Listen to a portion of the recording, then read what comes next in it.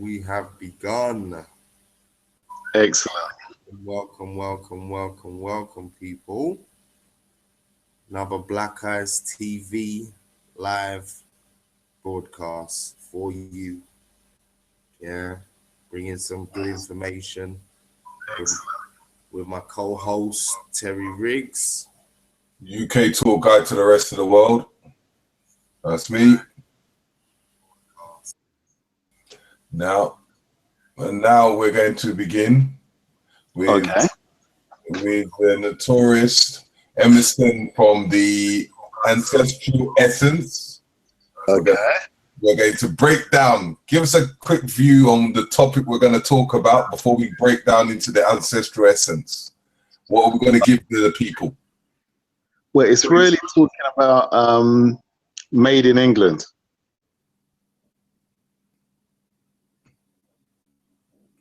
We're having a voice problem.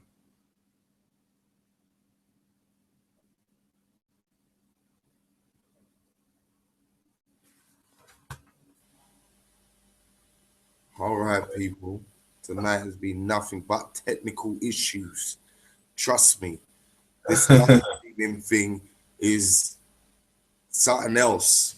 Yeah. So let's just recap tonight's show, Made in England.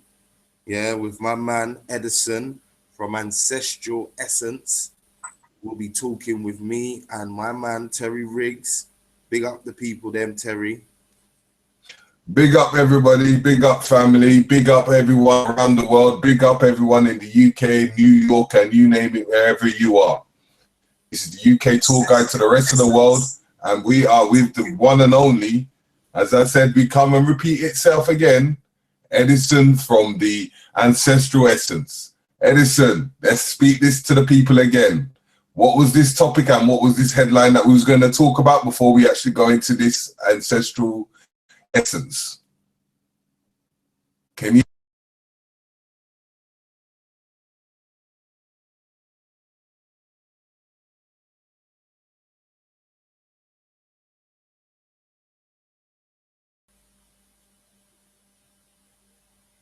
Terry, can you hear us?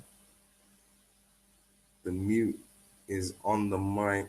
Oh my God, this thing today, it's killing it. Edison, can you hear me?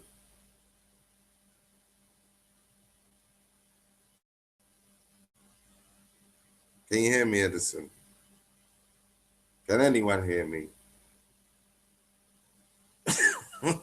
My God. Richie, can you hear me? I can hear you now, Terry. Yeah, that's not a problem. But there is as I said, as we're going into this Ancestral Essence and we're trying to get these technical problems, it's been happening all night, all day. You know, while we're at it and we're trying to get through to Edison, we're just going to do a little few breakdowns on what we are and what we're about. Richie, just give the public a bit lowdown on what Black Eyes TV is about.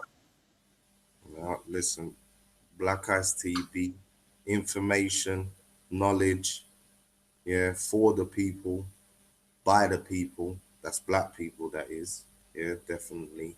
Especially in the UK and across the pond. Just highlighting positive aspects of the community for people to reflect on, for people to get involved in with, yeah, and to people to comment on. Yeah, this is what we're about. We're bringing information, bringing events. I see our guest has rejoined us. Hopefully we can hear him, we can see him. Check if his button has been muted, just in case. Can you hear us, Edison? Say something. I think it's been muted. Edison, can you hear us? Can you check on your platform of control to see if he's been muted? No, it's not muted on my end. Okay. Can you hear us, Edison? We can't hear you. At this precise moment, as I was saying to you, This is a new era, a new movement, a new thing coming. This is all about the new beginnings.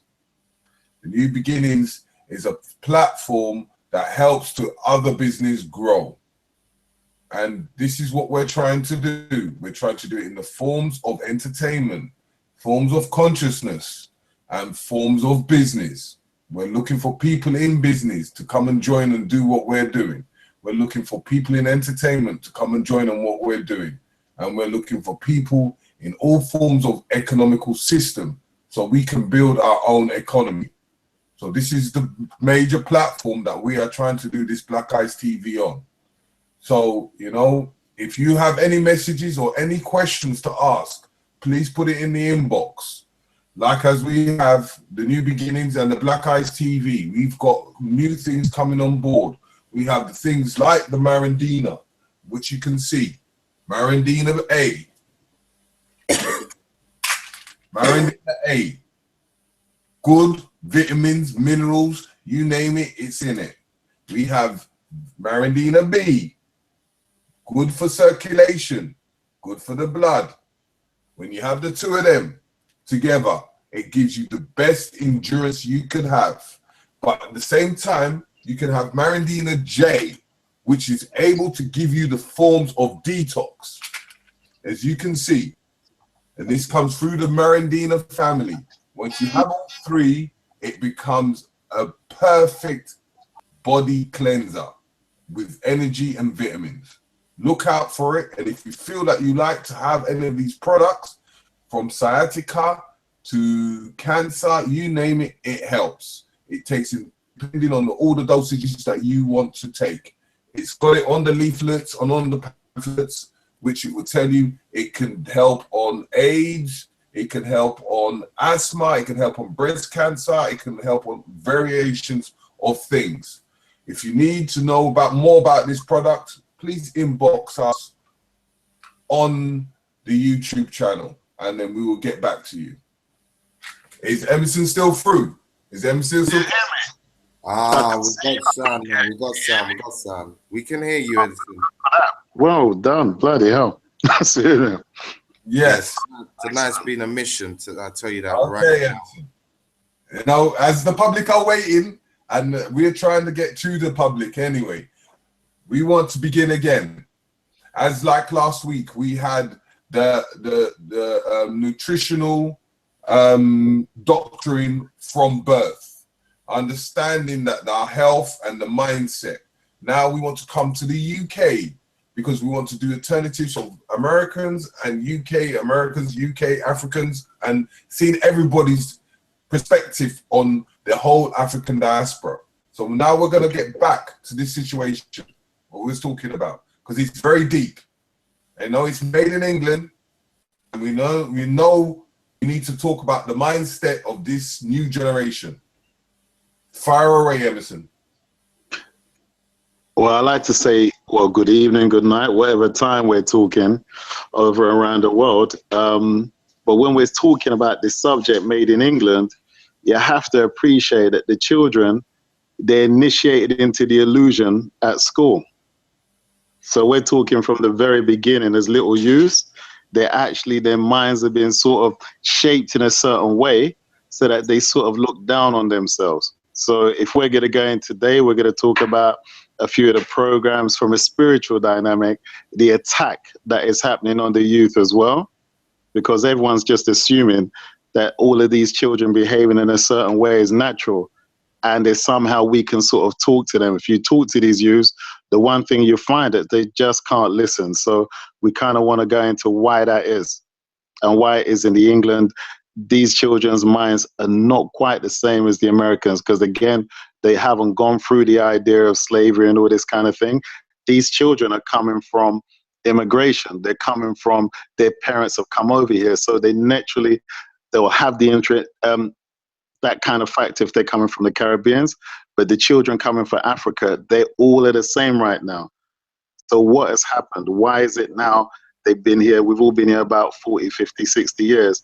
Why are the children like they are now? That's what we want to come from. All right. Nice, nice. One of the things, I want to to touch on before we even get onto the children and the God. younger generation and where it starts, as you just stated. One of the things that we notice the most when we're watching the Americans and we're studying history of leaders that are coming out of the African diaspora is that we tend to find the leaders coming out of America seem to all carry a certain passion. And again, this is to the point of the cultural differences when it comes to the slavery and whatever. But again, speak to some of the differences that you have found and the reasons why specifically you believe that these things continue to happen, whether it be a Malcolm X as opposed to a Marcus Garvey or a Martin Luther King or a Nat Turner. Again, speak to that point on the leadership side. Go on. Go on. No, it was just a breakup. Go on.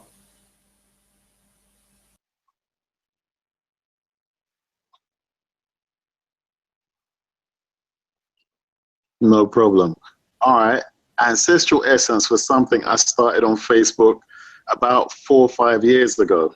What it truly was a way in which we can bring the African traditions over in a contemporary way. What I found was it was getting a bit convoluted. There were so many people that knew so much, but to transfer it first from the Yoruba or whatever tradition into English seemed quite a task, and there was a mismatch. People were getting caught up believing that it was a religion when it wasn't. It was the ancestors trying to create a relationship with their actual, relatives. So I kind of wrote this page with another friend of mine where we just really wanted to simplify and actually get to the point. There's a lot of over talking about worship this Orisha, that God. We want to get to the aspect. Everyone keeps saying go within, and we wanted to actually explain what it was to go within. So initially I started the page, but over the last couple of years we've been doing courses, Know Thyself courses in England, where we've literally been connecting people to their ancestors and teaching them and getting their own ancestors to teach them what it is that they need to know to cope in this life. So that's where I'm coming from, and that's what we've been doing for a couple of years now. Okay, so it's like really taking the whole thing forward. There's been so much talk. Everyone has a deity, God, or whoever you should worship, but no one talks about you and how you actually get there. So we've sort of gone at the beginning and started that stage just through my experiences of speaking to ancestors, my own, other people's, and different things. This is all very real, and this is all very natural. It's just a lot of people have spooked it out. So you sit there thinking, my God, I can't do this. But trust me, this is something you do every single day, every minute of the day. Someone just has to show you, and then you say, if only I was told before. So that's where we're coming from. As far as this subject is concerned, yeah, because when you think and you actually see what's going on, there's a serious spiritual attack that's taking place. It's just that, not everyone's equipped to talk about it because we're still looking at religion, not a reality. Go ahead. Okay. Yeah, so like on to just teach the public out there, I just wanted to ask, right, how do you feel your connections between that spiritual mindset and that mental mindset? Because we know that a lot of people they tap into that mental mindset into the physical, but when it comes from the spiritual to the mental, just give us an insight of what you perceive over that. Okay, well, the mental is what you've been educated to understand about yourself. As a young kid, they literally gave you all the words to everything you saw. So you basically live in a reality where you memorized your external reality. If you see something and you don't know what it is, you literally have to go and ask someone, do you know the name for that? This, that, this, that. The spiritual is really the essence of you, that which is powering everything, but also that is which you ask when you're in a situation. We say that you never think, you always ask. If I ask you a question, you're not going to be able to, if you don't know the answer, you're going to literally send a message back into your mind and hope that something on the other side of your mind can answer you back. If it's not your memory, you say, oh God, I need to think a bit further. So you literally push the idea further into your head and wait for an answer. When that answer comes, you have a little discussion before you actually express it. Have I heard it before? Haven't I? These conversations, internal conversations you're having all the time, we sort of delve into that because that's actually your spirit communicating with your ancestors. A lot of people keep saying it's my higher self or what have you, but why would you create a dumb self of yourself? Makes no sense. You're having a conversation with someone and something is really to identify that. Once you do, you realize your intelligence is really based on who's advising you on the other side of your mind.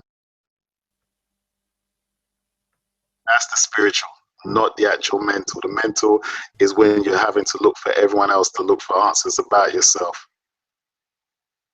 Okay. So now let's get back into this topic as Richie was explaining, and let's just start digging into this mental psychic. That's what's happening with these new generations and the old generations and the present generations of that mental state of mind. Give us a quick breakdown on that aspect that the topic we're breaking into now. Okay, why we said made in England, because obviously we've come for a different education system. And in education is where the actual programming takes place. You have to appreciate a teacher is like a hypnotist. They keep getting you to repeat the same thing over and over again until it almost becomes like a trigger. I say a word like policeman, as we say in England, and you see the image in your head. Straight away, they've given you army, queen, doctor, they've given you all these titles and basically given who you should be aspiring to, who you should be afraid of. You're literally conditioned as a child how you should think and how you should look at everything.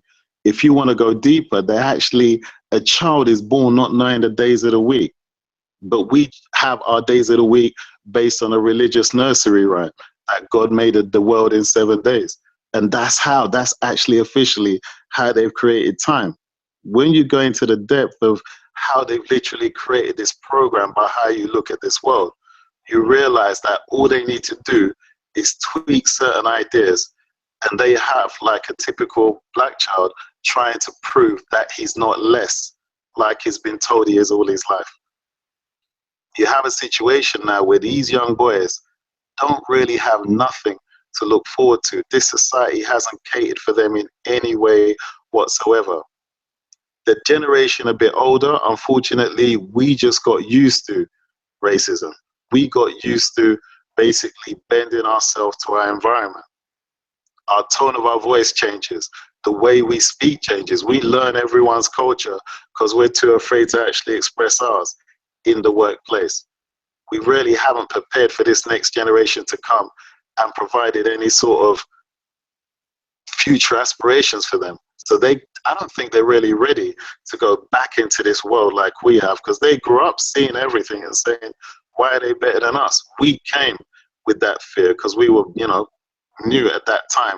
Things were different. Things are better now, but these kids can't see why things are still the same, if not worse. So I kind of believe that they're angry. And they're angry at us, but they're also angry at this society that has not any plans for them whatsoever. Try and think of what a young boy, black boy in England, is going to basically want to be when he grows up. What has he got there? And when he gets there, he's got to be something else. He can't be himself. So I think they're fighting back. There's all other different aspects of where, once you get into the spiritual dynamic, you start to realize that when people are angry, they're not always in control of themselves. And this young generation is angry, so they kind of fall into the weaker side of themselves or the weaker side of their minds. Everyone is always constantly having, conversations with themselves. But some of these conversations are negative. And some of these conversations are encouraging you to do less than positive things. So if you're not of a strong mind and you can't see any other option, you fall for the weaker thoughts in your mind and you act on them. So as far as what we're seeing with this younger generation, not to say that they're weak-minded, that they're angry, but they have no direction to flow. And we're sort of blaming them, or people are blaming us. Yeah, you know the old saying, I give you a child until 7, I'll give you the man. They have these children until 16 or 18 now. What the hell are they producing? And that's even if the child makes it to school. Because you know in England, you know, a black child is a black boy, especially, it's 3 or 4 or 5 times more likely to be expelled from school and sent out with nothing. So this is a concerted effort, a concerted thought to ensure that these guys don't make it to be anything or anything of value when they grow up. Okay. That's where we are right now. Yeah, and so like, you know, like how you see, you know, like as I was explaining to someone that the ideology of the elders and the ideology of the youngers, the gap is very massive. Where do you feel the elders may have gone wrong when to create that gap between the young ones and the elders? Well, a child comes home from school, and what's the first thing you ask them? What was your day like? Did you really ask what transpired in that day? What the teachers kind of showed them? Remember, we're coming from 2 different curriculums and 2 different education systems, which are really 2 different programming systems. So we came out from a place where we already knew that this was going to happen to us. We already go out into a workplace and you already expect some form of racism. You just don't know how much, and you hope it's not too much. You try and balance yourself accordingly, but you've always got that in the back of your mind. This younger generation, did we really prepare them for that? And should we have prepared for them for that? Should we have fought harder so that essentially they didn't have to go through that? Now they're in that and they're rebelling. We're looking at, oh my God, we're embarrassed because you're showing us up. But the kids are naturally showing, why should they take this? So the gap is really that we don't know them. We come from a different education or programming system. And right now, everyone is blaming us for our problem, yet they're the ones that literally, I'm not saying the whole responsibility is on someone else, but if I am the one who shapes your mind and tells your child what to fear and what to understand, as parents, you already tell them right from wrong. You don't tell them everything else. Everything else, you let them go to school to get this education and understanding and come back with some way of, you know, being a better person or being a more educated person. But sadly, they come back and, you know, the old saying, if you hand your child to someone else, they're going to bring back, someone else is going to come back. So that's where the gap is as far as I'm concerned. We are not in touch, one, with ourselves, but we have no clue what these kids are going through. I thought racism had basically died down, but when I speak to people now, they're telling me it's worse than ever. You know, these kids really can't see their way out of their situation, and we're still blaming them, asking them to work harder at a system where that was never designed to give them what they're looking for. Can you hear me, Edison? Yeah, I can hear you, man. Go ahead.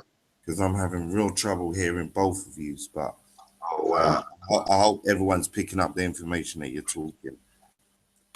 In amongst what you see of the young generation and the black family in England, just speak to the kinds of trials that you see the black family in England going through, which obviously is the foundation for the child. Well, sadly, you know, when they implemented a policy in England, and I'm sure they've got it in America, where the only way a young girl can get a place is when she's got a child. It makes it possible. Otherwise, you know, right now, you know that the amount of money you need to acquire, both of you, even to get a decent place, is so much. So these young girls are doing that, getting these children to get their places. And the young boys are being brought up not with their fathers around, or maybe the relationship didn't last between the 2 parents. So the mother is trying to do both roles. Now, it's not her fault. You know, I've seen very good mothers doing a very good job, and still when the kid hits about 13, 14, his mind is almost taken, and he's now being influenced by outside. He can't see a future for himself. So these guys outside, elders that have money and have what is perceived influence, are dragging these boys out of their homes and into the street and into these situations. So the black family dynamic of the father and the mother and the child is not as common. There's a, you know, it's quite often now the parents, the father sees the children on the weekend. That's so common. People not as married as they used to be before. And that unit, which the parents coming from the Caribbean and Africa had, is not there like that anymore. So these children, unfortunately, are now with a weaker cultural difference. Because in truth, you have to understand, these kids don't have the same, I know what it's like back home anymore.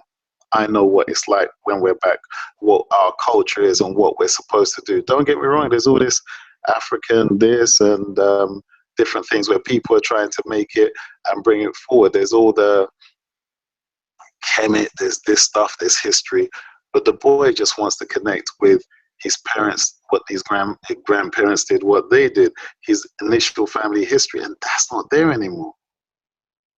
So he's looking outside for some sense. And these guys have literally been working on this plan for hundreds of years. Or at least, I mean, for the black people here, they've been working on that plan from slavery. You know, all the history books everyone reads were written in the time of slavery. So there was no empowering of black kids or black children at that time. So we're in a scenario right now where the child doesn't see what it's done to contribute to life, contribute to everything. It's almost like he's a pest or what have you to society. And he's trying to look for some sort of power so that he can empower himself.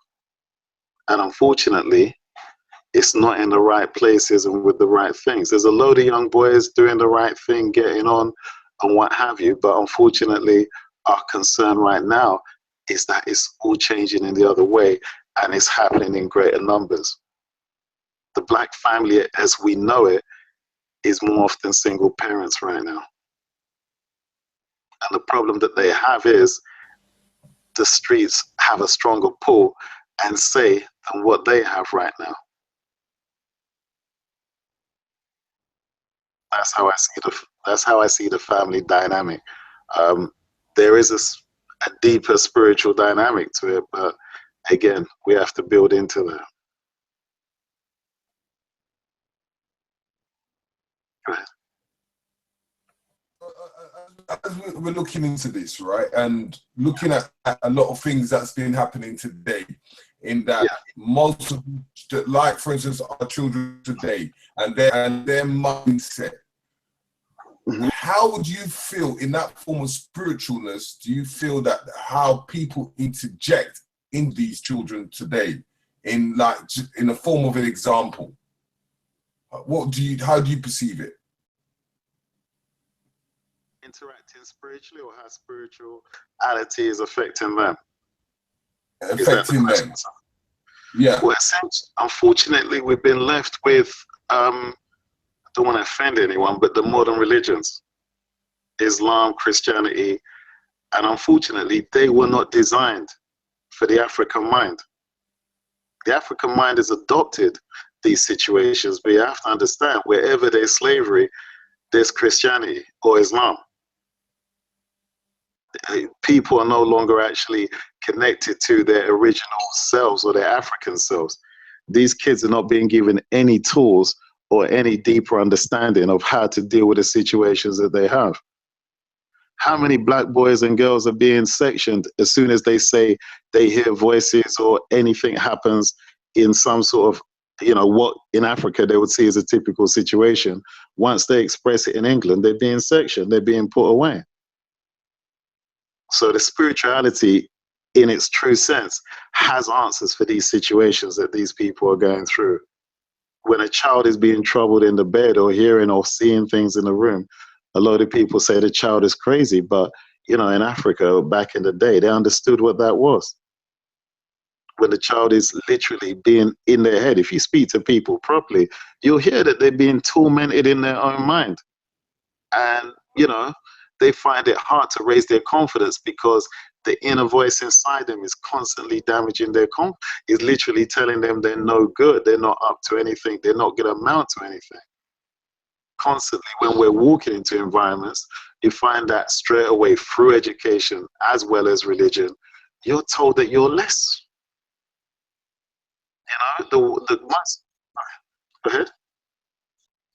But you in there. But do you feel that the religion aspects of things has taken that essence of spirituality out of our children today?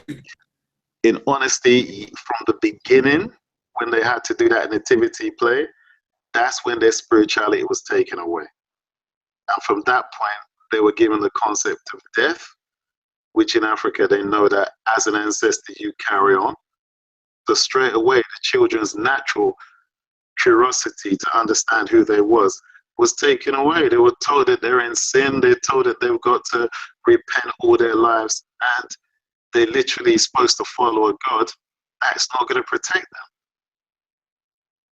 As soon as they have religion, they realize slavery, they know straight away if a kid's thinking and his mind is switched on, hold on, what happened to us? How comes everything happened to us and not to the people that actually did everything to us? The kid's mind, when he gets to a certain age, he'll do that unless it's drummed into his head. And then this kid's got nowhere to go. God doesn't love him. Society doesn't love him. He might as well go over to the dark side because at least that wants him. You understand? So it's not good at all. The religion has left people naked and unable to actually deal with the issues of their minds that are taking place. In the formats of like the English and England society that we have, and the system that has been built, it's multicultural, because you know the UK has turned really multicultural. Yeah. Now, if we take the religion aside and we understand the system that we have in a country which we are not originally from, and we have now to adapt that, let's say, that culture, how do we go around this culture in that it's injected into the schools, it's injected into through media, it's injected in so many different ways, which will make these children of today very confused. Do you understand? So, like forms of religion, what do you feel about that? Well, you have to understand, the only one that doesn't try to unite are the black people, aren't they? We're the only ones still trying to integrate. Asian community, Jewish community, even all the new ones coming across, they still try and unite. They have that bond with each other. But because black is in the country, we're still lost. Do the Africans join with the Caribbeans? Do what situation? Who joins with who? So as far as the religion is concerned, there's no black religion other than Christianity, I'm afraid. Yeah? You have the African religions. Go ahead. No, continue. Okay. You have a scenario where if it was a case where people could be taught what they were capable of, the young boys from a young age, the young girls from a young age, from the African perspective, which unfortunately has been assassinated. You know, the first thing they do is kill the gods, isn't it, of any group. Whenever they're bringing them over, they have to kill their gods and their ancestors so that they have nothing to fall on. The depth of these African religions and the beauty of them, once these things are expressed properly, people would fall in love with them like anything else. But unfortunately, it's the one thing that as soon as it's mentioned, everyone in agreement attacks wholeheartedly. You know, where you can walk into an Asian shop and you'll see their ancestors there in the corner. Imagine if the African did that. Straight away, no one would go into the shop. So a very heavy program was put into the African child to make sure that he doesn't go back to his roots and his own ancestors and his own energy. So he is the one that is most afraid of himself. And he doesn't want to be himself. He wants to be everyone else. when in himself, imagine if yourself and we have to fit in, you're most powerful when you're on your homeland, and you're most powerful when you're in your own mind. Yeah. I'm in total agreement with that. And again, it always amazes me when people credit so much to the Africans as far as science, engineering, all these other facets. But as soon as we talk about spirituality, they're pagans. They didn't know what they were talking about. And again, as you said, it's very detrimental to the mind state when that side is constantly being challenged. You get me? And being told, it's demonized, it's rubbish. You can't in no way, shape talk about it, refer to it, use it as a tool to strengthen yourself in your everyday. Yeah, it can be a problem. And again, of lately, there's been a big influx of programs about mental health in the ethnic communities and especially the Black community. Yeah. Yeah. So again, just drive that point home again for the people in relation to spirituality and mindset, just how important and key that is to your everyday well-being, especially as Black people that are displaced. Yeah. But we don't fit in. We try to fit in. The reason why we're looking and we understand everyone else's culture is because they won't allow us to practice ours, and we find ourselves trying to look for the Black in everything else. We're in a situation now where everyone is scared of us.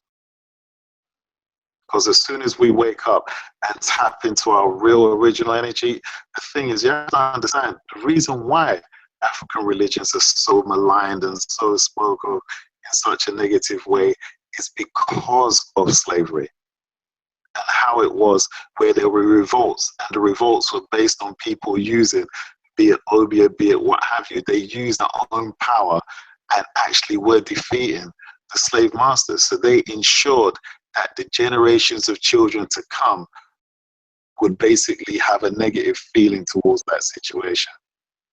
So the reason why people feel that the way that they feel now is because this was a deliberate education plan. And as a result, they wanted to ensure that the Black man never rose up and tried to actually attack anyone or anything. You have to understand, we were taught to turn the other cheek. We were taught to leave it to God. Who else does that? If you attack anyone, they come at you at full force. But we're the ones that will turn around and say, oh no, it's against God. And the people that gave us God, they're the ones to attack first. All of this was to ensure that we were the most passive group and we were the ones that actually didn't. That film, Recent Times, Birth of a Nation, where essentially he went round expressing passages of the Bible, literally to ensure that the slaves would look up to their masters in a certain way. This is the same thing that is still in place now. They're trying to ensure that these programs that they put into you as children, these programs that they put into religion, they just need to mention them and your mind does the rest. Your mind puts you in that trauma state. Your mind puts you in that state where you're paralyzed. So when everyone is talking, as the Black person, you're embarrassed because you don't know where you come from. You don't know what religion to fall on.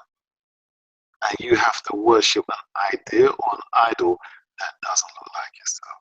How weak is that? Definitely feeling you on that one. Sorry? I'm definitely feeling everything you're saying on that one. I know Terry's got something to say. Go ahead, Terry. Just before he asks you his question, I just want to say to the people again, thank you for tuning in. This is Black Eyes TV, 7, YouTube, trying to do this thing. Loads of technical faults today, so you got to excuse the sound, excuse the picture. We're trying to get this thing in, get some information The title of the show today is Made in England, Mind State of a Generation. And today we've got Edison from Ancestral Essence talking with us, chopping it up, going into the cultural side, the spirituality side, or lack of. And yeah, my man Terry Riggs is in the house, co-hosting with me as always, bringing the new beginning. Yeah, bringing the HKTH knowledge and travels and all sorts of other dimensions in the back rooms of this conscious community in England. So yeah, I know Terry had something to say. So tell when you're ready. And that's why I just wanted to have a quick note and a quick breakdown of the kind of things that we are trying to do. Like for instance, as I was saying to you, as Edison, if you needed to find Edison on the Ancestral Voices DVD by Dalion Dafoe, yeah? This is a DVD that you must get. It gives you quite a lot of information on that spiritual essence. And as we do work as a form of collective, as a new beginning, we have a sister that she has an app called the Muju app. Please try to download this app to your phone. It's called the Muju app. It is I'll break it down. It's UMOJ app, meaning Unite app. Yeah, try and join it. Try and get your information. Try and find out what she's up to. She does a lot of tours in the British Museum, breaks down the white supremacy. You can just check it out on our dialogue on Black Eyes TV 7. You can get all the information, and she gives up bonuses.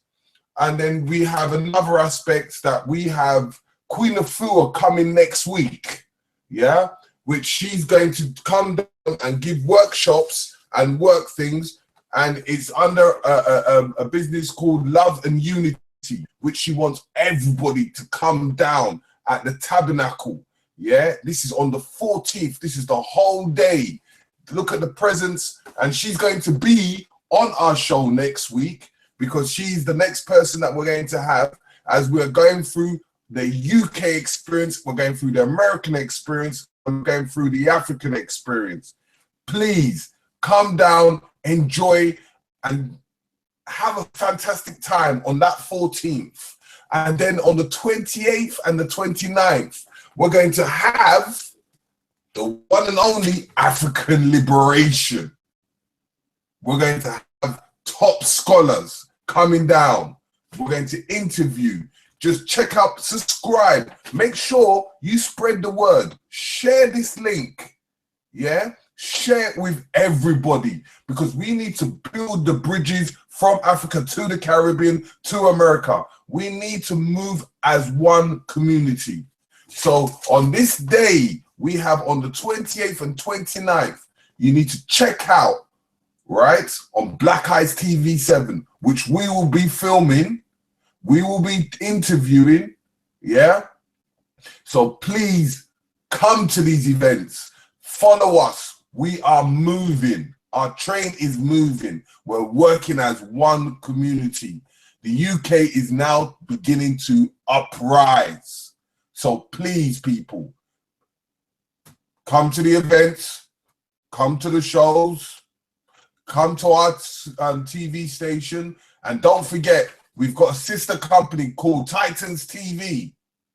The debates and the discussions, we have them all there. We're working as one family. Come along and subscribe.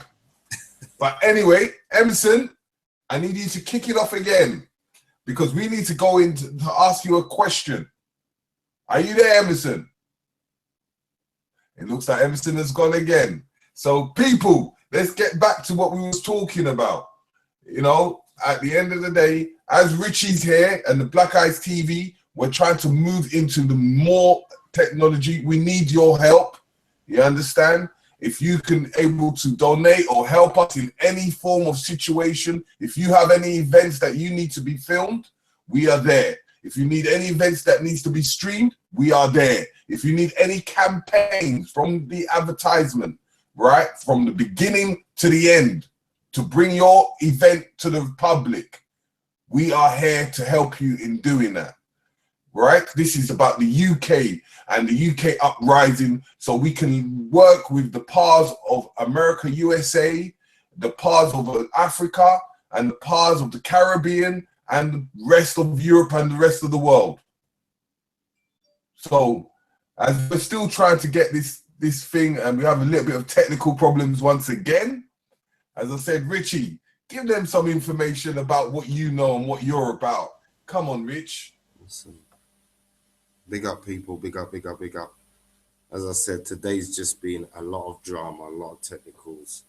All now, Edison, we're trying to get him back in. Hopefully, he'll be rejoining us shortly.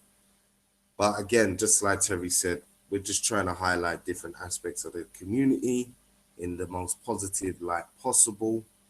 So every time that you come onto Black Eyes TV 7, you leave with something of worth, information, products, you know, rules on how to be and how to carry yourself, not only as a Black person worldwide, but again, just like this show, Made in England, we're trying to tailor this to our English community, the UK community, because again, we're used to watching our American brothers, yeah, kick it, bring some real information. As always, big up to Sarnet TV, yeah, big up to Black Magic, yeah, Red Pill, Blue Pill, all them man, Inky, Polite, smashing it. But again, just like my man Edison was saying today, us as English people have a slightly different perspective on things. Our culture is slightly different. Our mindset is different. Yeah, we don't have the luxury of certain numbers. So again, we have to have a sense of community here. We have to have a sense of unity here and start to build platforms like myself, like my brethren Calamel, Talk with the Titans, big up, big up, big up, big up. Yeah, like HMP TV, like Got Kush TV. Yeah, and we all got to start coming together and work and build this informational base that not only, as Terry said, can stretch across the pond to our American brothers, to our African brothers, to our brothers in the Caribbean, but also build a strong UK conscious community right here. Yeah, so that's what we're about. And, you know, again, technical difficulties galore, as I see our guest has just dropped from the call. Hey, So gentlemen, I've just come back. get him back soon. If Can you hear me? Well, Can you hear me? Yeah, we'll see what's gonna happen. But again, thank Can you you for hear tuning me? in today. Look, he's yeah, back we can on. hear you. Yeah, I'm back. Okay, sorry about that. Right. Beautiful. My battery died. My goodness. Hello? It's all I tell you- stations go today. I tell you what, this is a serious day for this kind of thing, I tell you. We don't normally have them coming out at force like this. Must be something we're going to say or we've said. There we go. Terry, Hello? mic's muted now. Terry's mic is muted now. Unmute your mic, Tel. Yeah, as I said, we're not going to get Okay. defeated out here, right? We're still going to bold it strong, and we're still going to. we've got our own Marindina to keep us strong. You know, buy your syrup for your children. This is the red syrup. I'm telling you, it's got all the vitamin minerals that you can have in this multivitamin syrup. It helps in every genre, in everyday life. You need it in your life. So you know what, Emerson, as we was talking and as we was going through things, Emerson, Go ahead. let's get back to the business and let's get back to the public. And we need to teach these kids that we need to join up with the adults and let's start moving this train. Yeah. Anyway, yeah, as we was talking, anyway, on that aspects, on that form of spirituality, Yes. and the children, you know, and you know, for me, I feel that some of our adults as well have lost that spirituality, which, you know, like back in the days, as an African person, I realized one thing is that when we was younger, we was taught our language, yeah, and how to speak it and how to understand it. But what I've noticed that the new generation of kids now, are not teaching their children how to speak that language.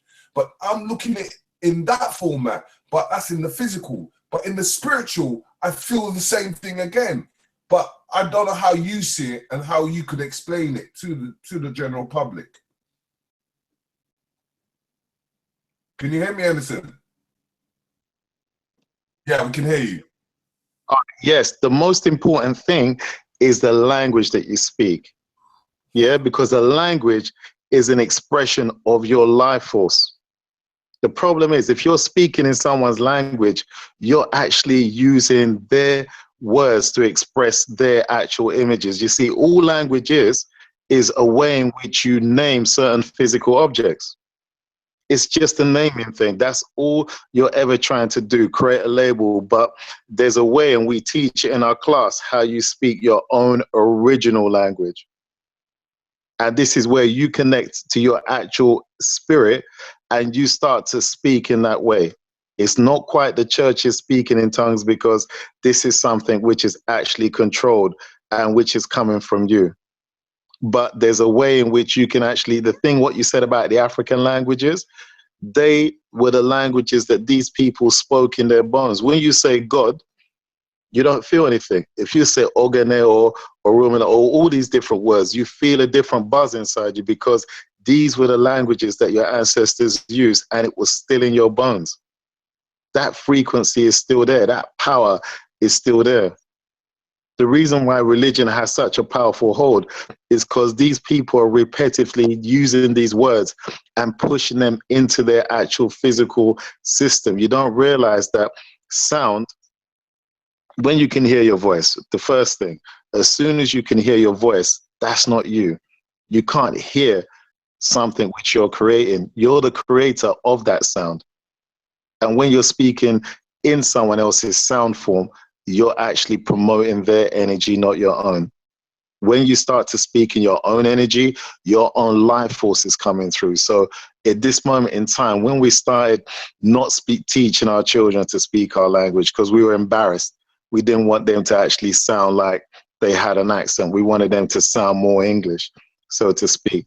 The children lost the connection with their own spirit and their own ancestors. They're now speaking in an English format. They now speak, or whatever language they're speaking to the energies or those people that created that language. And it's basically disempowers them. If you know how your mind and spirit is cut off when you learn to read and write. If you remember that book of Water and Spirit, that Malodoma Some book, he speaks, there's a part in that book where he talks about when the boy comes back from when he was taken away, and he's going to be initiated into the tribe. And they fear, because that he's learned to read and write, not to say that you shouldn't, but the fact that he's learned that, a part of his imagination or his actual spiritual connection is lost. Because when he tries to use his own original language to create realities and dimensions within him, he can only use English, which doesn't actually describe or has any sort of understanding of these things. You can't use English to command these realities or the deeper realities to take place within your mind. Basically create images which you've been taught. So spiritually, as far as your own power is concerned, you're at a loss. We're speaking somebody else's language. Your body still responds in your original language. It's crazy. It's so deep. And the Africans knew all of this and put all of this down. This is why it's so sad when you're saying it. And these are basics, tenets of how we used to be. But right now, we unfortunately believe in money. So we believe in money as the first God. I'm not saying there's anything wrong in that, in money per se, but when you actually put that before yourself or your own spirit, then you're really putting yourself in some sort of danger. Because ultimately, you will not have enough money to cover all those different situations that you're in. You'll never have enough to compete with the guys that are really in control of this world. You'll never have enough. But where you can win is in your own spirituality, because no one can take that from you. No one can program you when you're in your own mind, operating from your own spirit, using your own language in order to actually create deeper, more powerful images inside your mind, connecting your mind to different places. No one can touch you. And that's unfortunately the children nowadays, they're not taught any spirituality. They're taught religion. They're taught to obey. They're taught to follow what everyone has to say. They can't speak for themselves when they're talking spiritually. They can only read what's been in the Bible or what's in the Quran or whatever's in any holy book. What child can say, my spirit says this? Everyone will laugh at them. And this is where these people maintain their control, by ensuring that everyone thinks in their religious language or their religious rhetoric. So when the African stands up, if you notice nowadays, all these children are coming home and they talk about Diwali, they talk about Eid, they talk about Ramadan, they talk about Christianity. How many of them ever talk about any African traditions they were taught at school? None. Because they know that as soon as that child wakes up into that, he's woken up into his own spirit. And when he's in his own spirit, all of them know that they can't actually attack him or do anything against him. Because he's operating from his mind, he can hear his ancestors, he can feel his own spirit, and he's untouchable. But the one thing they have to ensure that that never happens.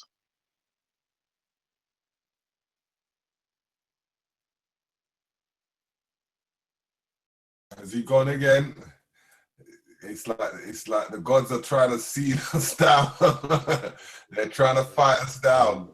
But you know what? We're gonna keep pushing this thing because we're not getting defeated. Listen, and one thing I want to say to something he was just saying is the importance of reality shaping when it comes to language.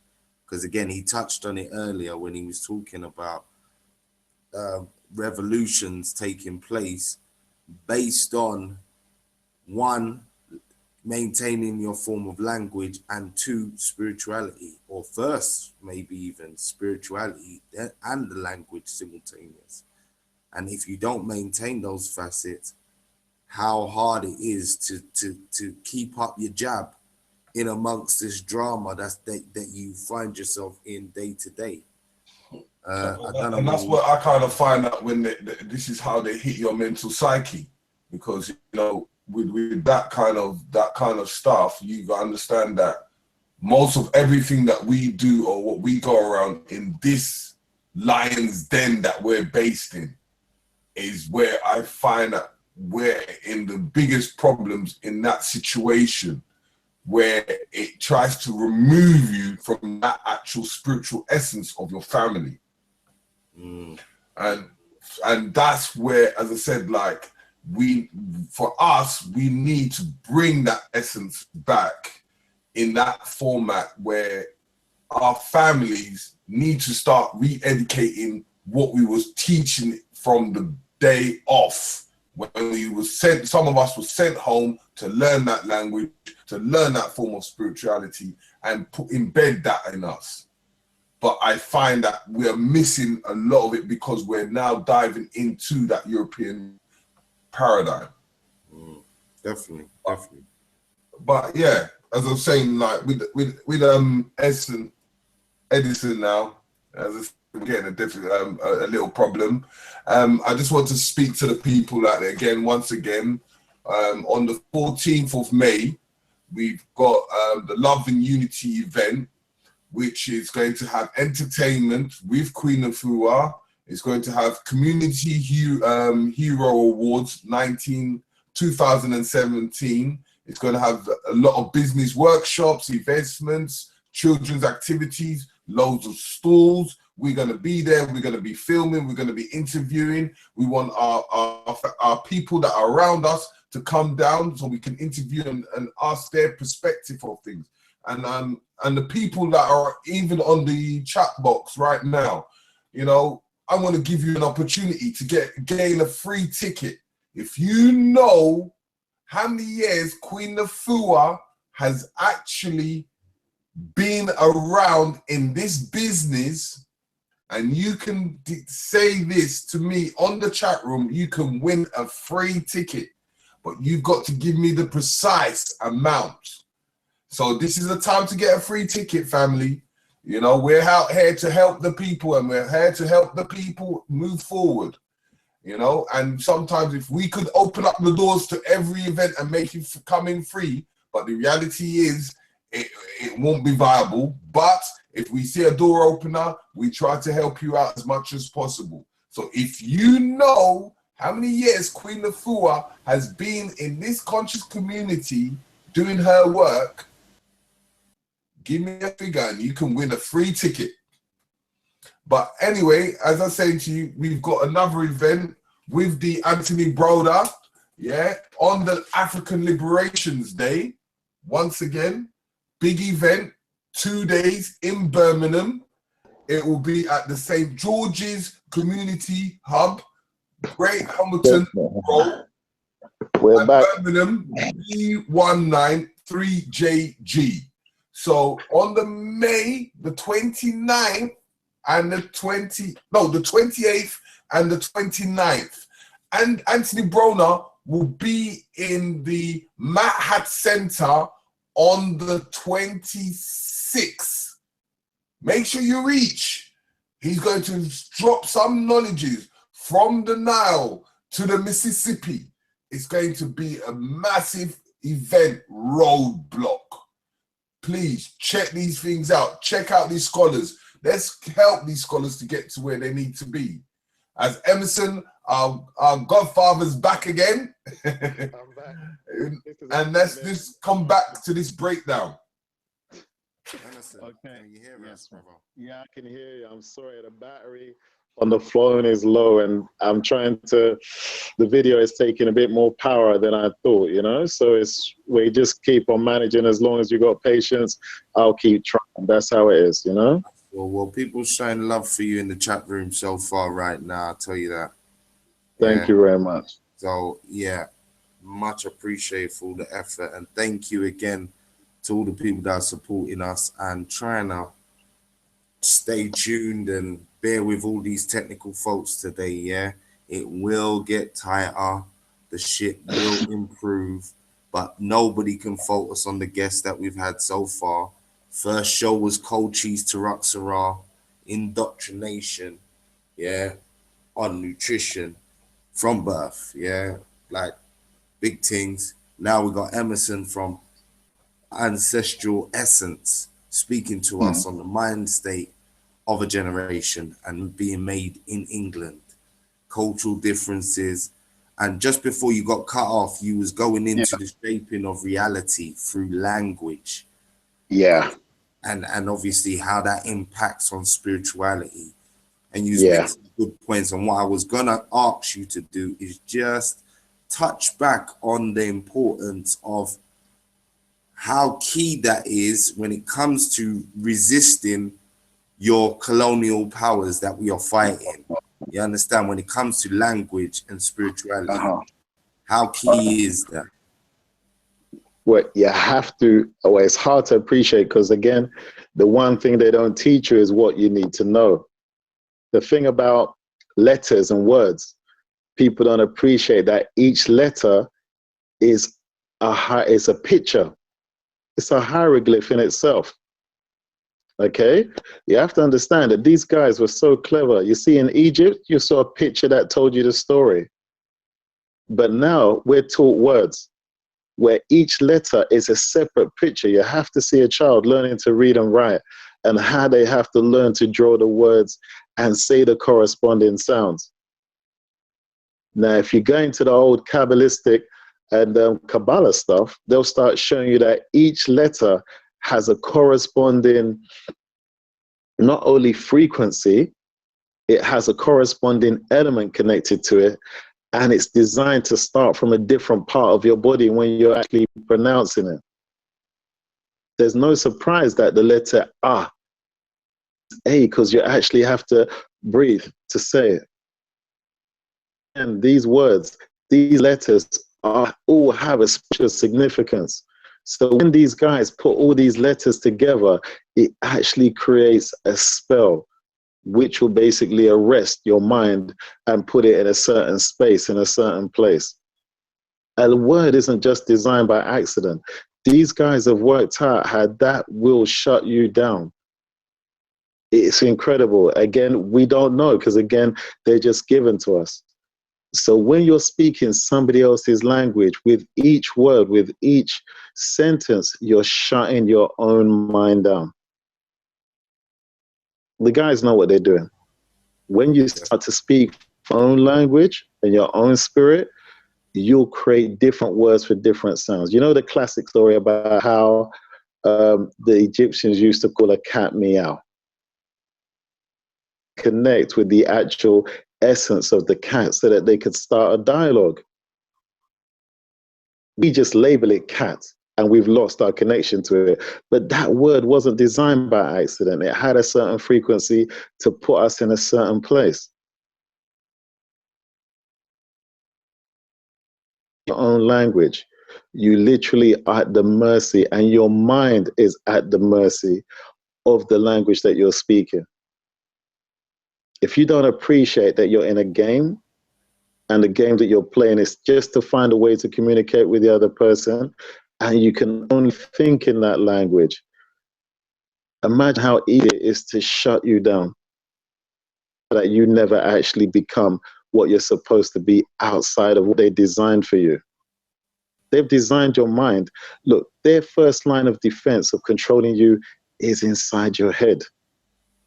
The reason why things don't take off in the communities and conscious and all that kind of thing, because they're still thinking in a language which was designed to shut them down.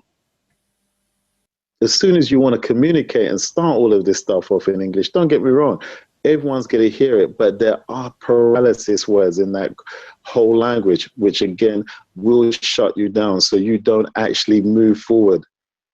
That concept of turn the other cheek or leave it to God, these were powerful programs installed into us to literally keep us in a state of apathy. The reason why slavery is as powerful as it is because it was the crime that was never accounted for. No one has ever been punished for slavery. In fact, it was the opposite. The slave owners got rewarded at the end or compensated. Is this the thing isn't about the repatriations, because again, who would they give to the money to? There's no organized group to give it to. I know there's groups out there. I'm not getting into that. But what I would say is, if they keep repeating all the time, that concept inside your mind is literally shutting you down to what you do.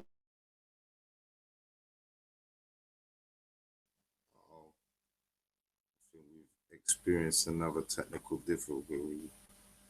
I think we shut down again. Yes, as I'm going up again. We're going through it today, yeah, basically, yeah. And Edison was making a really good point. One sec, Terry. Edison was making a really good point there.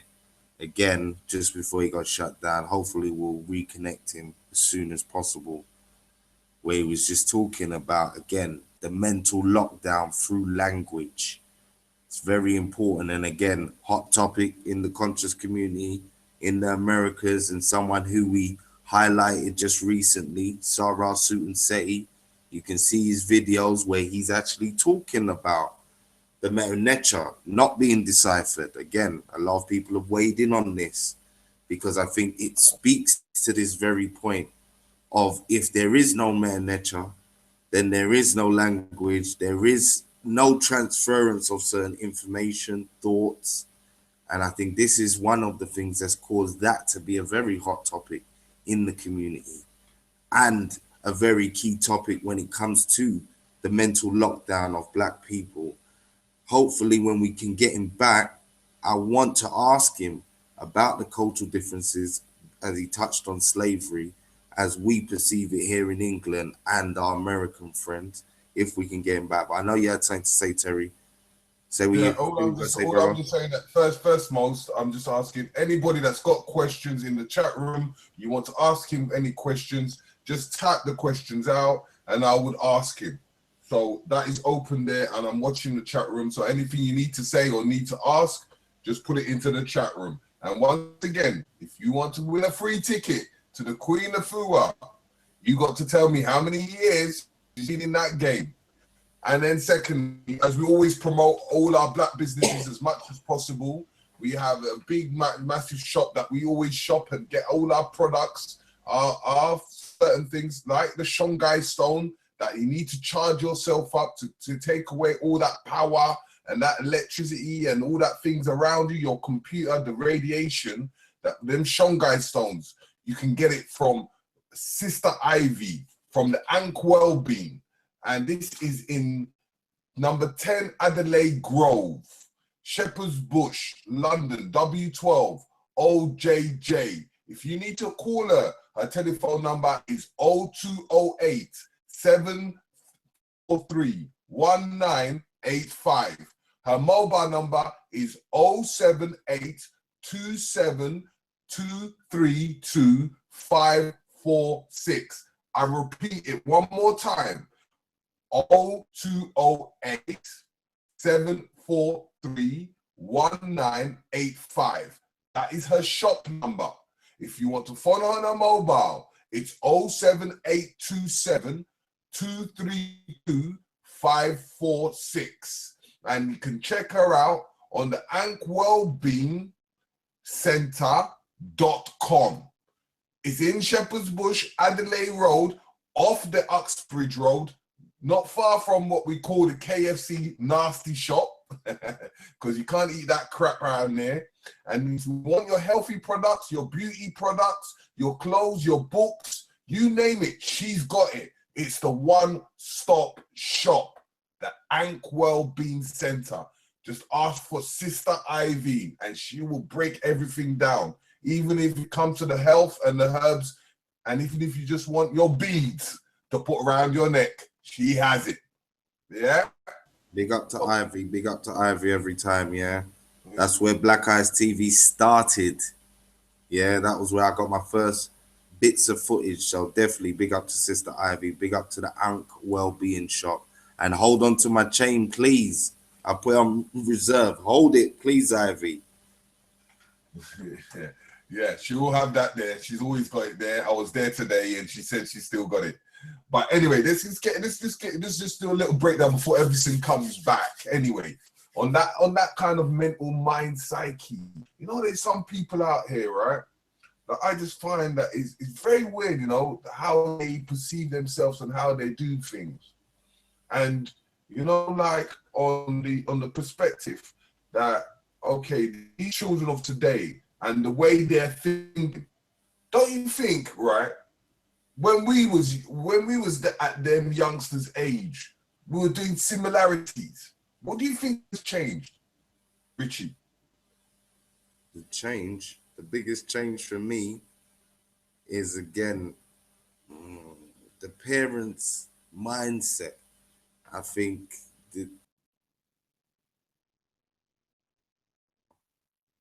for the kids, there's less instruction at home. It's kids having kids, as they say. That problem is definitely a problem, and there's no foundation in the music, no foundation in the food, no foundation in the films or television programs. So this is where they're worse off for me right now. At least when we was younger, we could still listen to some real hip hop, listen to reggae or ragga, which was still kind of coming with certain bits of information and reawakening you to certain concepts. Like even when I was a teenager, we were still wearing the African chains and all of that kind of behavior. Like there was still some sense of grounding, whereas the kids today, it's a mishmash of madness. You know, you got this whole thing about being British or as opposed to English now, and this whole British identity, which, what the hell is that? You get me? Because again, it's just for our black youths and for our black people, it's them slipping further down into a dark, deep place where they're even more disassociated from what it means to be a black African. Yeah, trapped in the diaspora. Yeah. So it's a drama right now for them young people. I tell you that right now. The school system with this gay issue, with the drugs, with the shit music. Yeah, it's a lot going on. It's a lot going on, brother. And you know, like, because at this lately, you hear about the stabbings, you hear about people running up in people's houses, you know, the kids having kids. Like even the other day, we had a girl that she did a runner, you know, and for no apparent reason, she just left, you know, and felt that she was an adult. Emerson back in the house. Emerson is back in the house. Emerson back in the house. You know, we're just trying to hold you on tight because you know the spirits are trying to knock us down, but we're fighting because we're too strong as we come from greatness. Exactly, the spirits are really trying hard today. Believe me, I'm gonna have to deal with them tomorrow. We're not losing this battle. This is what we say. Confidence is a virtue. All right. So yes, Emerson, let's get back to that punchy knockout punches. You know, we got to knock them European spirits out. Oh Jesus, my friend. I'm saying, do you want me to phone through on someone's phone and have on a live speaker, because I'm not sure how long this is gonna last. Let's just see how much we can last this for, and then we can what we can do after. That's it. Edison. Go ahead. Yes, go ahead, my friend. You, before the phone cut out, you was touching on the slavery aspect. Yes. In a few different ways. But what I want you to speak on is the cultural difference to how us as English people, or us living in England, should I say, view this slavery aspect as opposed to our American brothers. Well, it depends if you're coming from Africa or whether you're coming from the Caribbean. Okay, so, but the thing is, in truth, we're not feeling it like the Americans directly. They've got stories, they've got ancestors that they can directly link to, you know, the whole idea sphere. I have friends from the Caribbean that can also do that, you know, speak to what transpired when they were happening in slavery. The people, I'm myself from Nigeria, I can't connect directly as far as the story is concerned. I can appreciate obviously what our people went through, and I'm disgusted by it. But direct history to it, I'm sure my ancestors were taken in the whole story back in the day. But in all honesty, we didn't come with that concept of inferiority in any way. Our education didn't put us in that situation. I know my parents' situation, they didn't come with, even though we came from the village, and I was never brought up feeling inferior, feeling less, feeling any of those things. I always was assured of who I was, and I knew as a black person, as soon as you do a little reading in your history, you know that slavery was a very unfortunate period, but you know, the Europeans were slaves for much longer than we were. But this is not documented in history anywhere. So we're in a situation now where slavery has been held onto as the way in which black people are dealt with, because they need to keep them in that trauma state. People in England, they're trying to reinforce slavery here with the movies, because again, that's why they're comfortable calling us black as opposed to where we actually come from. Because they don't want us to identify with the places that we come from. They don't want us to identify with Africa. They don't want us to identify with the concept of being free. The worst thing is the Egyptians. I always laugh because no one ever says white Egyptians. But if they're not white, what color were they? Every other color than black, because they don't want the blacks to take any sort of pride from being that intelligent at any time. So as far as the Americans are concerned, yeah, in all honesty, what do we say? Slavery was finished in 1800s, but the people weren't allowed to vote to 1960s. A very serious inferiority program was put there. Blacks are not allowed on the bus, and blacks are not allowed in building. They literally just, as far as I was concerned, couldn't afford to buy the chains. That was all that changed. They couldn't afford to keep buying the chains. They kept them locked down as much as they could, mentally, physically. You know, in America, it's only recently been allowed that they can use propaganda against the people. Do you think that they ever stopped using propaganda against the black people that were there? Could they ever afford any sort of revolt or the people to turn around and take revenge for what took place to them? Or did they have to somehow sell through education?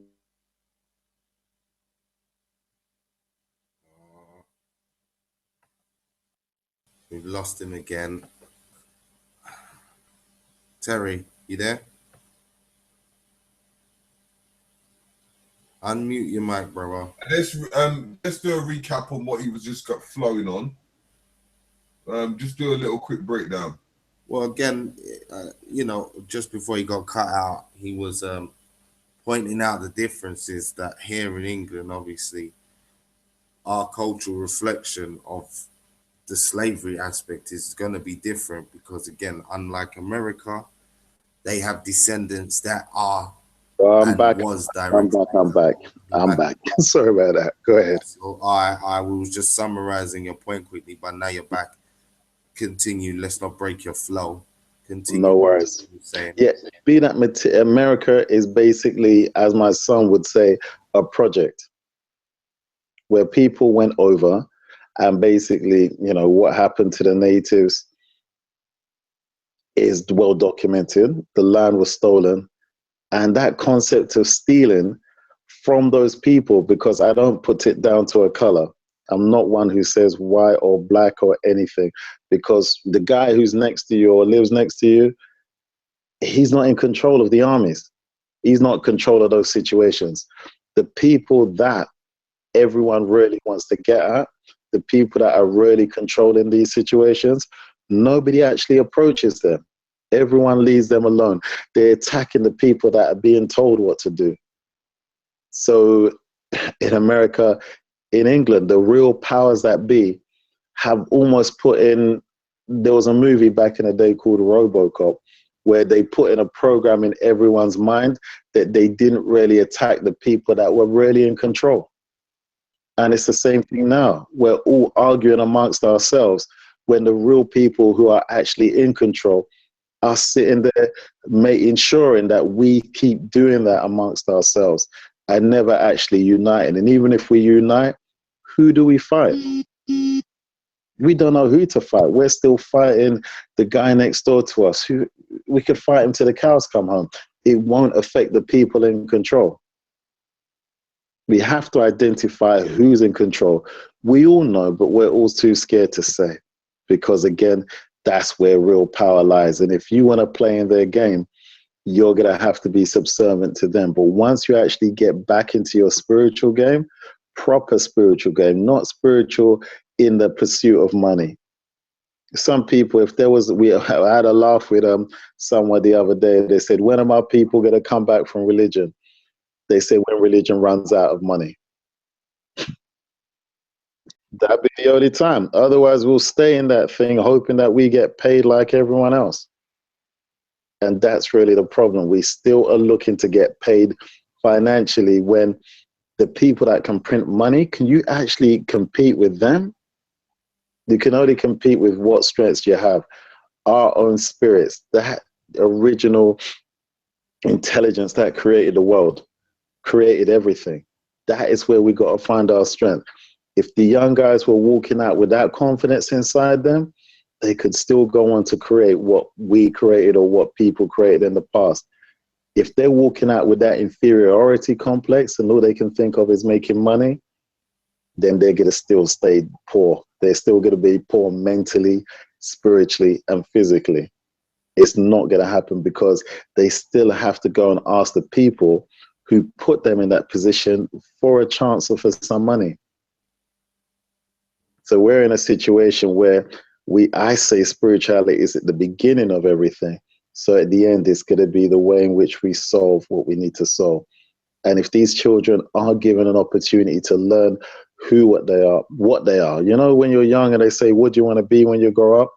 The only option you don't get is yourself.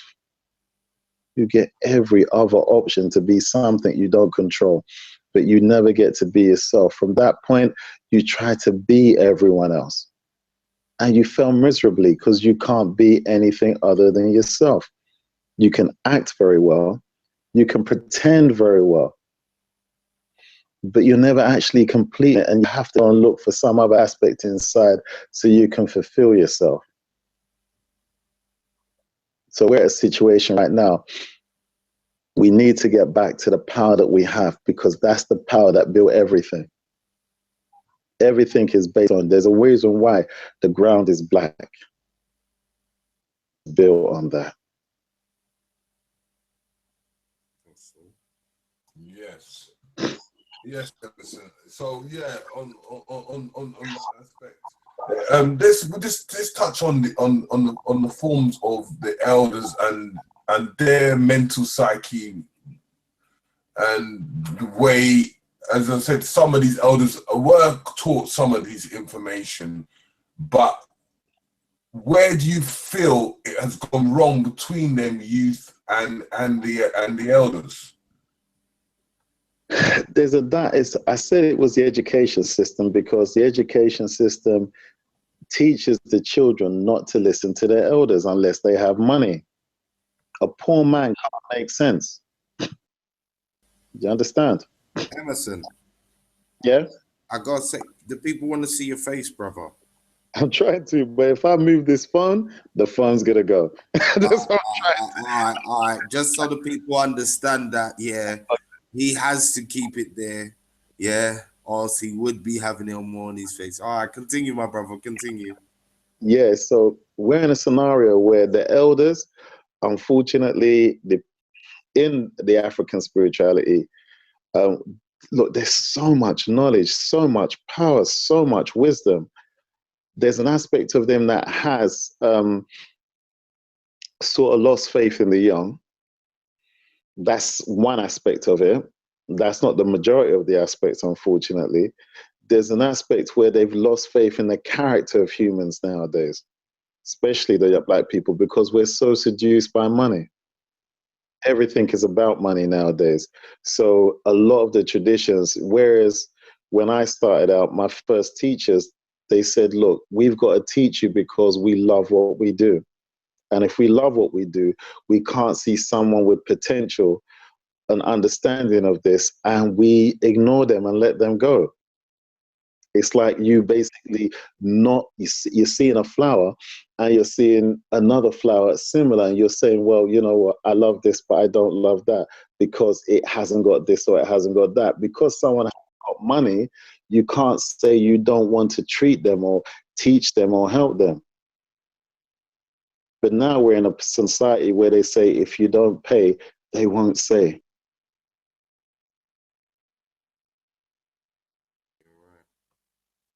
I agree with Terry. Recap of what you have an understanding of, Rich. Can you hear me, Rich? Can you hear me? Yeah, I can hear you. I said, give us a quick recap of what you kind of understood that Edison has given us so far. Well, again, I mean, listen, it's very clear that we're under attack, we're being marginalized, and as he said, if we don't understand the true wealth of our spirituality and how integral it is to our everyday activities, our efforts to free ourselves, to better our lives, then a lot of things are just not going to come off the ground. Yeah, this is one of the states of minds that we have to realize when we're dealing with ourselves and when we're looking on how to best get out of this situation that we find ourselves. The spirituality aspect, as Edison has pointed out, needs to be addressed, most definitely. So, that I'm in agreement with. Again,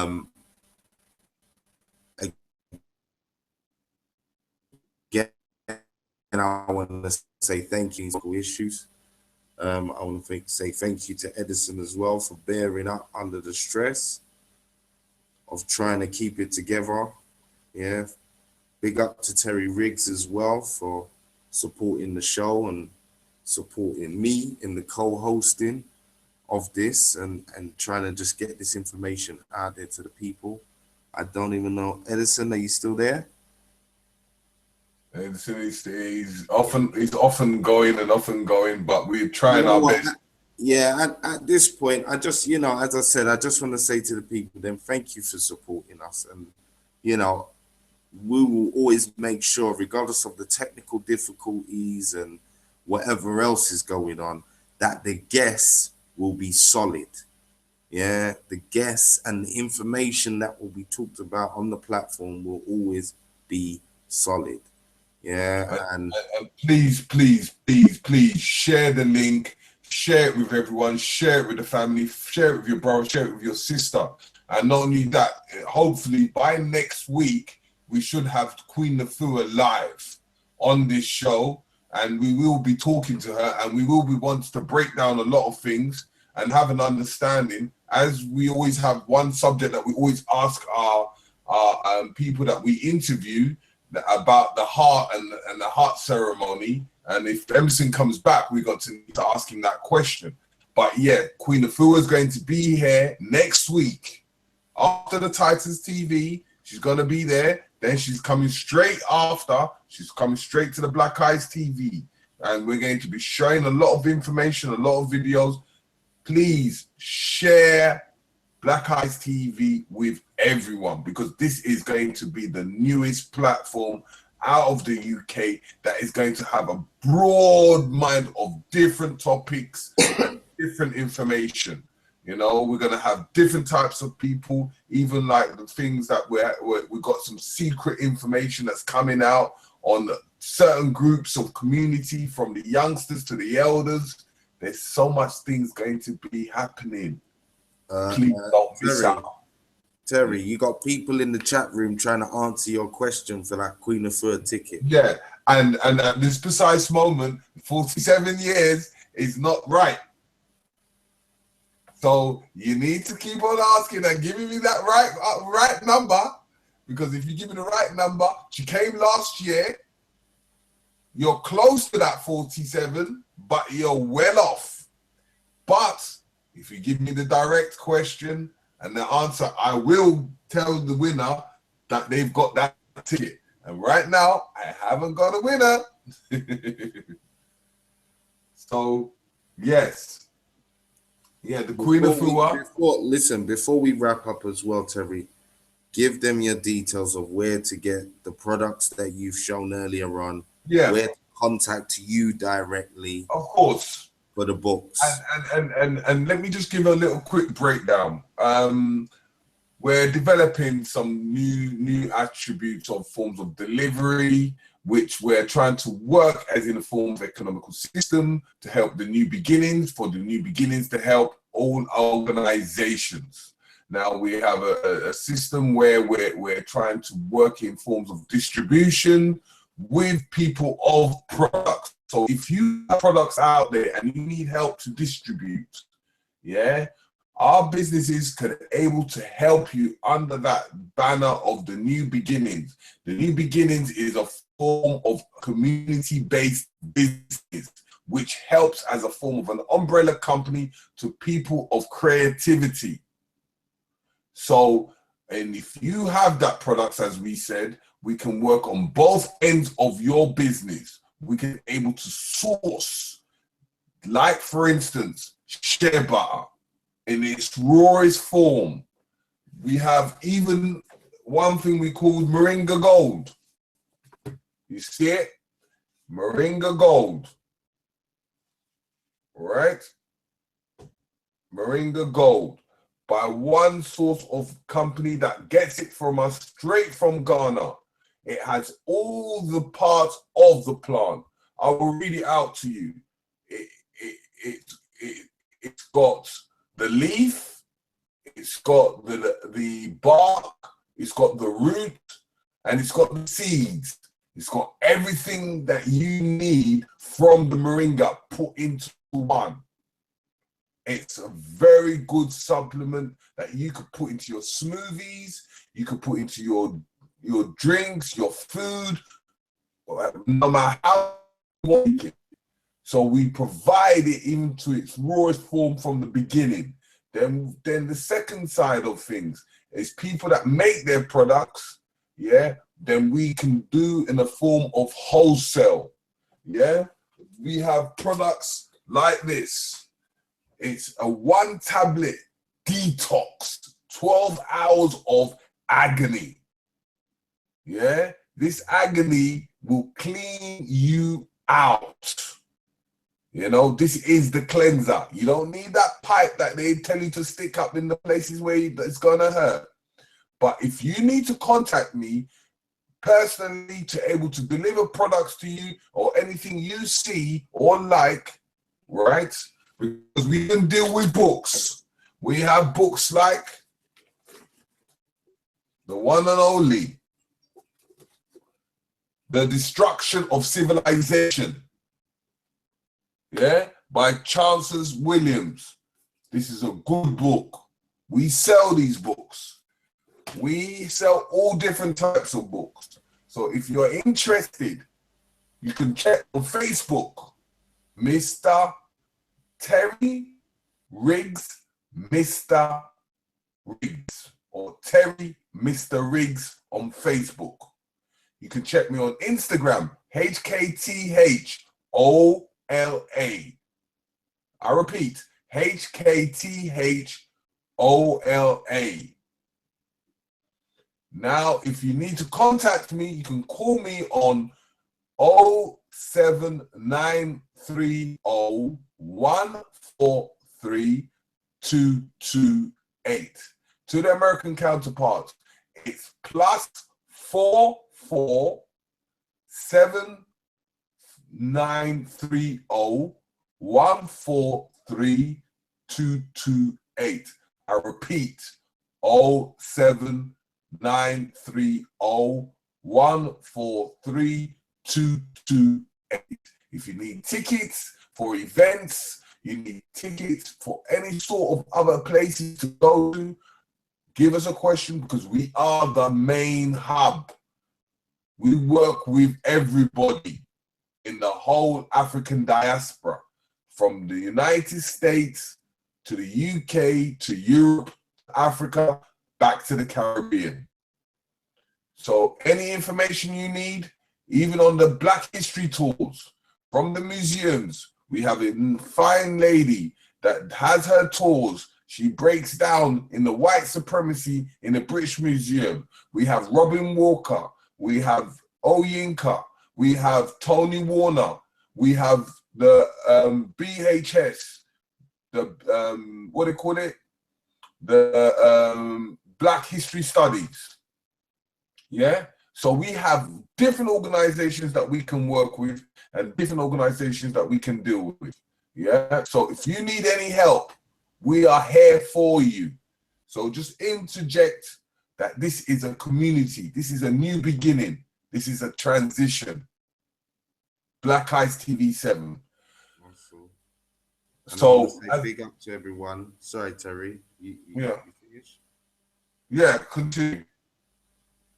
Yeah, and I just want to say again, thank you to everyone for supporting. If you have suggestions for shows, people who you think we should interview, yeah, or events that you think we need to be covering, again, you can email myself at blackicetv7@gmail.com for any ideas, any suggestions. If you want to reach out to anybody that you see on the show or you want to know about any products, contact us there. We've got the Instagram, Black Eyes TV 7, the Facebook, same thing, Black Eyes TV 7. And yeah, thank you again for supporting us. Support the other media angles out here. Big up to HMP TV.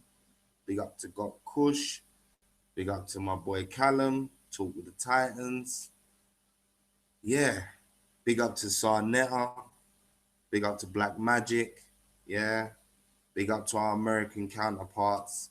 And as Terry said, look out for all the organizations, Black History Walks, Tony Warner's, Oh, Wow. look at this. I'm sorry, Oh, Frost. yeah, I'm not gonna give up. yeah. I'm gonna keep trying.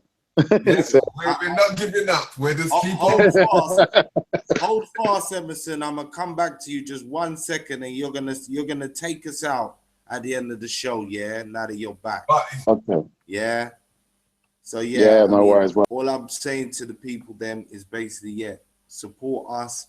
Look out for these grassroots organizations, like as we said, Black History Walks, um, the Black History Studies, etc., etc., the Queen Afua event, the African Liberation event.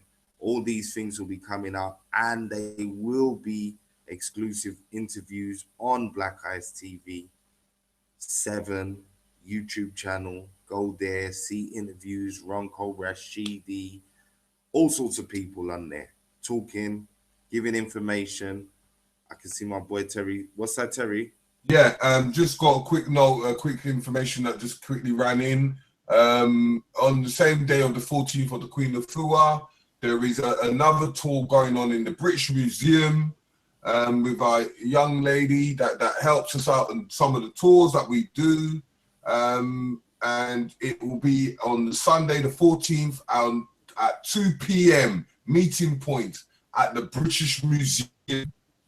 Yeah. So if you feel that you need to get some information from that British Museum, we have someone there at 2 o'clock. So be there early, meet up with the beautiful lady, and just say, you moved you up. And she will tell you where she's at. Yeah. So if you need any information on that, on about that tour, you can check on the Muju app, or you can give us a call, and we can put you right to that perspective. So you can email Richie or give me a call on the 07930 143 228. Go on, Rich. That's it. That's it. So yeah, on that note, again, I want to say thank you to our guest Edison. hey, I'm sorry. Nah, nothing to be sorry about, brother. This is how it is. It's early doors in the show. You've given a lot of insightful information out to people, and I think there's a lot there for people to research and consider when it comes to spirituality. Because again, we've all been stung by this religious thing, and we all are quick to say, you know, forget religion, we're not interested. But again, spirituality is a whole different ball game. So, you know, based on that paradigm, brother, just give us a few words on that and take us. Hello? Richie is frozen. Emerson, just take it on. Well, I'll go for as long as it'll allow me, okay? Because this is a crazy day. Don't worry, take us out, brother. Just do what you've got to do on this topic. Okay, well, the truth is, spirituality is really your spirit in this reality. When you appreciate that you're the intelligence actually controlling your body, and your body is just an expression of your thinking, then you can actually start to get to the root of what you are and realize that these people can't really touch you. All they can do is create ideas which you believe in, which you then use to touch yourself. You actually create all the pain, all the fear, all the worry, all the concerns, because these guys implanted ideas in you as a child that had you focus on them and not focusing on yourself. The real power has always been within you. It hasn't been in anyone else. All these guys have managed to do is convince you that you're a color, that you're a man or a woman, and that you're somehow inferior only because they have to project and reflect who they are on you. I'm not talking about white people, Asian people. I'm talking about those that are in control, because the only way that the ones in control can control, they're the few. And the only way they control the many is by making the many feel that they're less than what they are. So please, as far as the spirit is concerned, you're that intelligence. When someone, I always used to laugh when people say you talk to dead people, you talk to spirits. And I laugh, I said, have you ever seen anybody talk in the morgue? Has a body just started talking? No, you know that the spirit that was animating that body is no longer in that body, so that body can't speak. You are that intelligence emanating who you are. We say your body is just the inheritance from your family. You are the essence that's essentially controlling everything you do. Once you reclaim your power and wake up from this nightmare, which is the illusion outside, you'll find your own peace of mind and not need anyone to give it to you. You don't have to go here for this or go in any mountain or go in any place or spend any money. It's all inside you. There's a reason why when they say in church, you need to pray. And they've always told you God is in the sky because there's sun worshippers. But you end up closing your eyes because there's an understanding that that essence that you're looking for is actually inside you. It always has been. All you ever need to do is look deeper in yourself.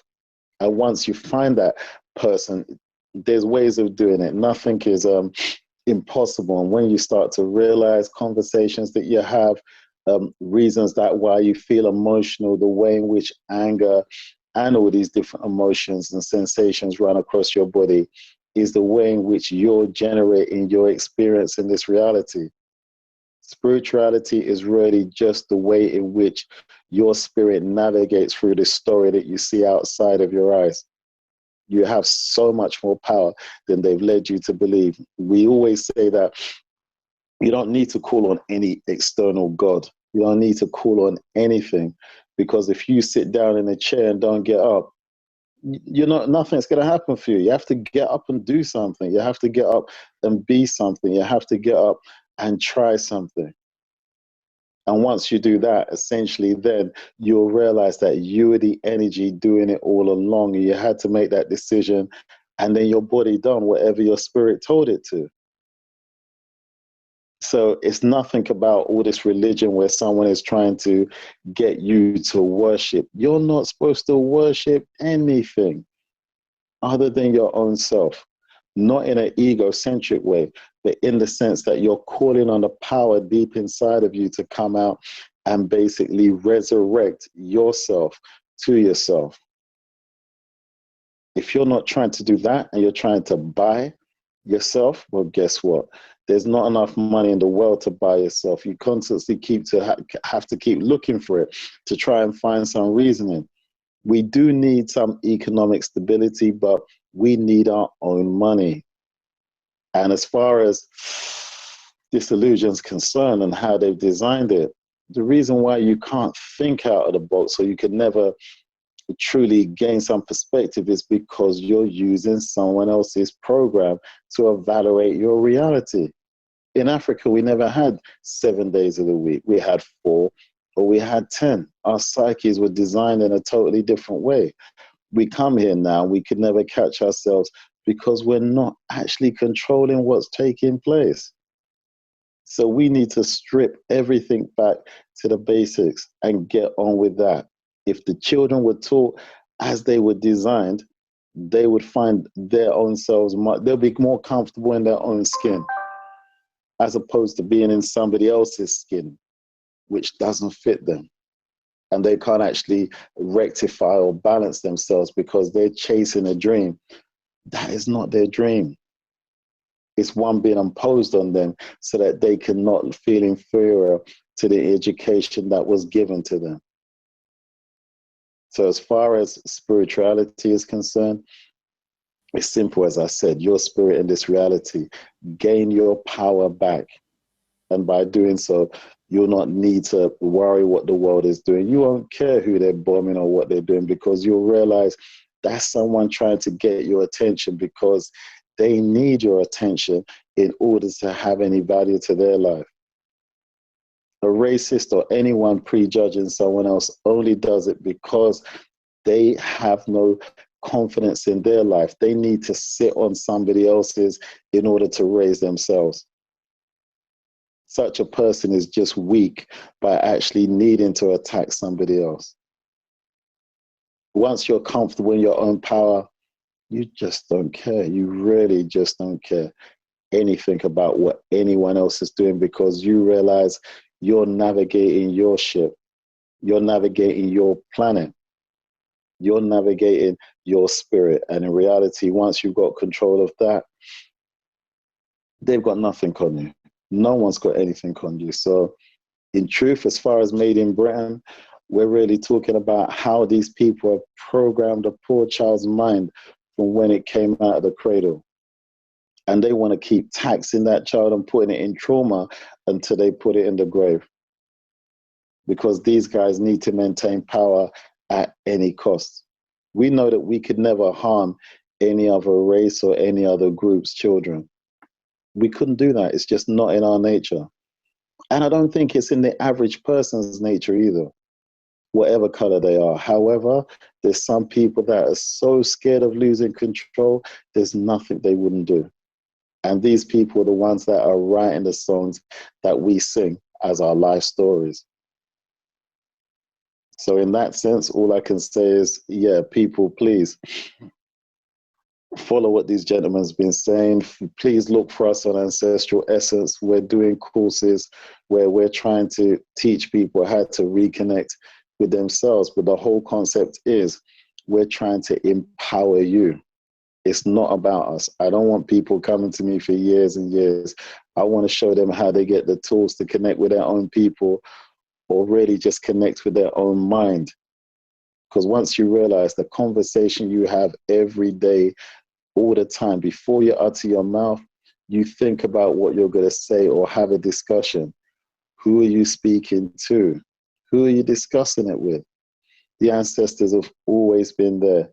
You just basically weren't told that what was really transpiring, because they couldn't afford you to think independently from them. Because once you start doing that, you start breaking their rules, and you start literally creating things for yourself outside of their control, and they can't have that. So again, keep checking our page, Ancestral Essence, Black Eye 7, and everything Terry was doing, New Beginnings, because everyone is trying in their own little way to help and bring things forward so that we can now start to regain some control. Look, it starts an individual at a time, and it starts a mind at a time. There's no point everyone coming together if we're still slavery sick. We have to get out of that slavery mentality, that less mentality. We have to see what they've done. It's not a case of trying to glorify it. It's if you don't know how bad a situation is, how will you find the right medicine to be able to cure it? You have to see how bad it was and what damage they've done. Then you can build the right platform to catch yourself out of it. So everyone is trying to do what they can in their own way, health-wise, spiritual-wise, physical-wise. You just follow it until you get to that position where you are independent. Not what's the word. Independence can suggest that you're still in dependence of someone. You just own yourself, own your mind, act as your spirit. And from that position, you're an immortal, because no one can kill your spirit. They can assassinate your name, they can destroy your color, but if you know who they are, you know exactly what they're trying to do, and you will be unaffected. That is the greatest protection you can have, knowing that the world outside you is really just the illusion. Gentlemen, I can go on forever. Trust me, I do 6-7 hour classes, man. We're trying to do that, but we wanted to ask a question as we always ask our people that comes on the show, a certain question. Richie, you know about that heart talk? You got to bring it out, bruv. Well, listen, ask that question. You know our ancestors know about heart energy and keeping yourself light, just like that weighing of the heart ceremony is. So again, we tend to just ask our guests, what is their interpretation of that weighing of the heart ceremony? Yeah, in their mind, does the heart think according to Kemetic science? Wow. I actually do a class on the heart in one of my advanced classes, which goes on for a couple of hours. But it speaks of how the heart that we have now is designed in fear. We don't love, we fear. The more you fear things, the more you believe that you love it. And sadly, we're designed negatively. So a person gets up in the morning and it's a negative idea that gets them up, not a positive one. So we have to sort of, I appreciate the old kabar, the car and the bar, be your heart weighing the, you know, the weight of a feather. And in honesty, when a person's at peace with themselves and they realize how the illusion is designed, then they can have that peace of mind. When they realize every human being in the world is their brother and sister, then they can have that peace of mind. And they can realize when anyone believes that they should harm another person based on any fear, then they know that person is ill and they can separate themselves from that kind of thinking. So as far as the heart is concerned, it's not the thing that beats in your chest. It's an understanding that you have in your mind. It's the reason why you care for things or you don't care for things. Because without that idea, being the quarterback in America or being the, you know, in America, in England, the center forward, center midfield, the one who's distributing all the different fears in your body, if that idea is corrupt, then you're corrupt. If it's good and healthy, then it will try and make sure everyone around you is good and healthy. So as far as the heart is I'm concerned, it's the idea of your humanity.